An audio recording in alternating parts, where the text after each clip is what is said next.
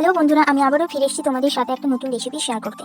আজকে রেসিপি হলো ফুলকপি আলুর ঝোল। তাহলে দেখতে পেয়েছো আমি প্রথমে ফুলকপি এবং আলুগুলোকে ভালো করে কেটে সেগুলো ভালো করে জলে ধুয়ে নিয়েছি। মশলার জন্য এখানে পেঁয়াজ, আদা, রসুন এবং কাঁচা লঙ্কা নিয়েছি এবং সেগুলো ভালো করে পেস্ট করে নিয়েছি। তারপর ফুলকপিগুলোকে নুন গরম জলে একটু ফুটিয়ে নেবো। তারপর সেগুলো নামিয়ে পরে কড়াই গরম হলে সর্ষের তেল দিয়ে তাতে ফুলকপিগুলোকে দিয়ে ভালো করে একটু ভেজে নেবো। সেগুলো ভাজা হয়ে গেলে দেখতে কিছুটা এইরকম লাগবে। তারপর আবার কড়াই গরম হলে কড়াই সর্ষের তেল দিয়ে আলুগুলোকে ভেজে নেবো। আলুগুলো ভাজা হয়ে গেলে সেগুলোকে আবার আলাদা পাত্রে রেখে দেবো। তারপর এই দুটো ভাজা পর দেখতে কিছুটা এরকম লাগবে। তারপর সেম কড়াইতে গরম তেলে পাঁচফোড়ন, টমেটো টুকরো ভালো করে ভেজে নেব। তারপর আদা রসুনের পেস্ট তার মধ্যে দিয়ে দেবো এবং কাঁচা লঙ্কার পেস্টও তার মধ্যে দিয়ে একটু ভালো করে ভেজে নেব। তারপরে তার মধ্যে জিরে গুঁড়ো, লঙ্কা গুঁড়ো, হলুদ গুঁড়ো দিয়ে আবারও সেটি ভালো করে ভেজে নেব। তারপরে পরিমাণ মতো জল দেবো। জল দেওয়ার পর সেটি আবারও একটু নেড়ে নেব। তারপর বাটিতে ভেজে রাখা আলু এবং ফুলকপিগুলোকে তার মধ্যেই দিয়ে দেবো।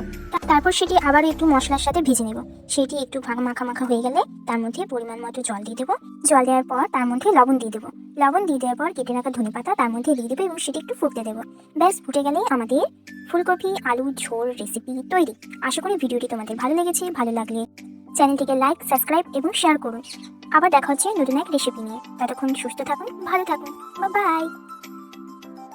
আবারও দেখা হচ্ছে নতুন এক রেসিপি।